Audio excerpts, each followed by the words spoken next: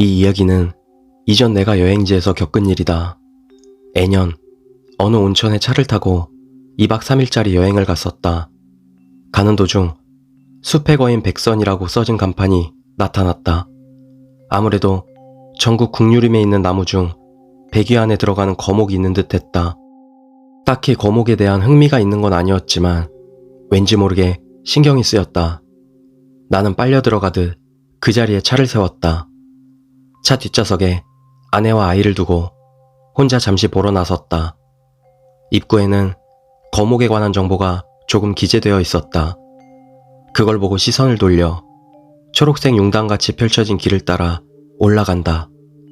몇 굽이 돌아 500m 정도 나아가자 거목이 있는 곳을 알리는 표지판이 하나 덜렁 있었다.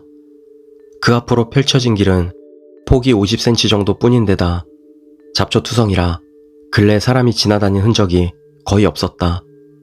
이런 좁은 길로 가야 하는 건가? 그날은 날씨도 우중충하고 시간도 어느새 저녁 무렵이었기에 주변은 어둑어둑했다. 하지만 기왕 여기까지 온 거 끝까지 가보자는 생각에 나는 잠시 망설이다 다시 길을 올랐다. 곰이 나온다는 관광 안내소에서 들었던 말이 떠올라 조금 쫄아 막대기를 주워 적당히 소리를 내가며 나아간다. 잠시 후 땀이 뻘뻘 나면서도 어떻게든 거목까지 다다를 수 있었다. 이게 100개 안에 들어가는 나무인가 하는 생각을 하며 서서히 다가간다. 비석이 하나 있어 수령이 1000년이 넘었다는 게 눈에 들어왔다. 그 순간 갑자기 덜컹하는 소리가 멀리서 울려 퍼졌다. 아까 전까지 내가 곰을 쫓으려 여기저기 두들기던 소리와 비슷하지만 더 강한 소리였다. 나 말고도 누가 이 숲에 있는 건가? 순간 그렇게 생각했다. 하지만 소리가 들려온 방향은 지금 내가 온 길 쪽이 아니었다. 다시 덜컹하고 소리가 들려온다. 어느 방향에서 들려온 것인지 더 확실히 알 수 있었다. 거목 너머 반대쪽 방향이다. 하지만 슬쩍 봐도 거목 뒤쪽은 막다른 길이라 그 이상 사람이 들어갈 수 없는 공간이었다. 어둡고 깊은 숲이 계속 펼쳐져 있을 뿐 우물우물하는 사이 또 소리가 들려온다. 하지만 이번에는 방금 전과 또 다른 방향에서 들려온 듯 했다. 그 소리는 마치 처음 들렸던 소리에 호응이라도 하는 것처럼 아무도 없는 숲에 메아리 쳤다. 소리의 여운이 사라져갈 무렵 지금까지 소리가 들려왔던 곳들과는 다른 곳에서 또 덜컹하고 소리가 들려왔다. 주변은 순식간에 어두워졌다. 스키찬 흙에서 올라오는 안개가 더 자욱해졌다. 금방 막 올라온 길인데 갑자기 싹 사라지는 것 같은 착각이 들어 나는 뒷걸음질 쳤다. 가만히 귀를 기울였다. 무슨 신호 같은 것일까? 하지만 그 나무를 두드리는 것 같은 소리는 하나 들리면 다른 장소에서 또 하나가 들려왔다. 그게 끝났다 싶으면 또 다른 곳에서 소리가 들려와 계속 멈추지 않고 소리가 들렸다. 나는 문득 깨달았다. 그 소리가 나를 향해 점점 거리를 좁혀오고 있다는 걸.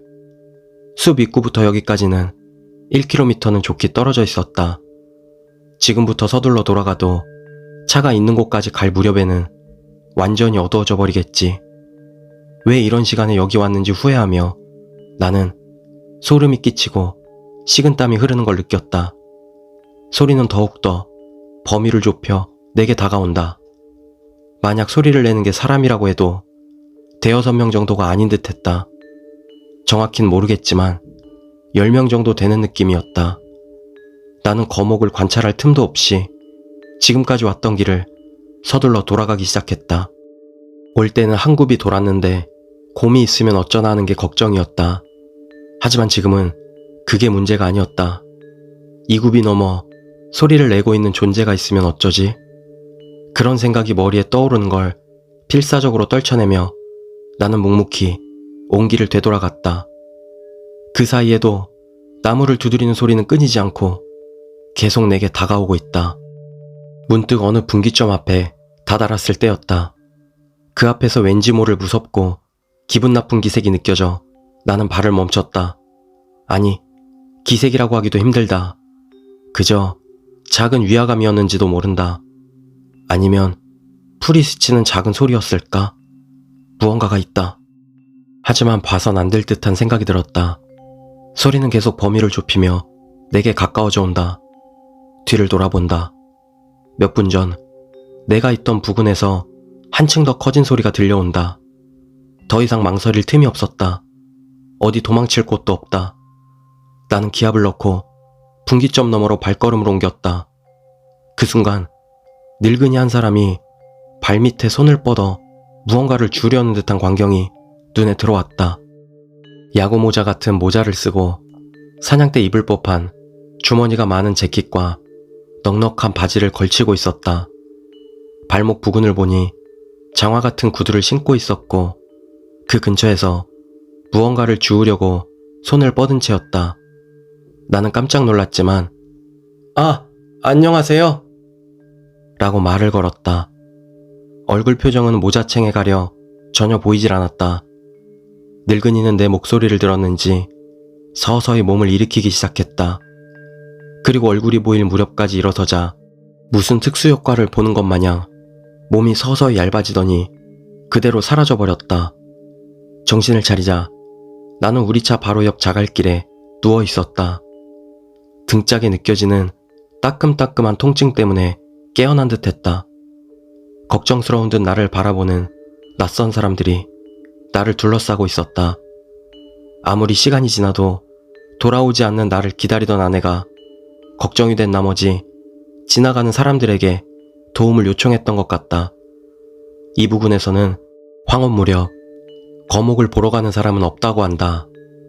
종종 나 같은 외지인이 알지도 못하면서 숲에 들어섰다.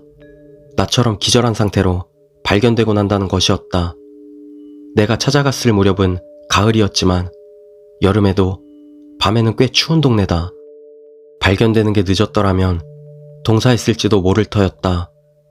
소리의 정체는 결국 지금도 모르지만 혹시 그 부근에서 죽은 귀신들이었는지도 모른다는 생각이 든다. 나처럼 기절한 상태로 있다가 발견되지 못하고 동사했을 사람은 몇 명이나 될까? 그런 생각을 하면 나는 정말 운이 좋았던 것 같다.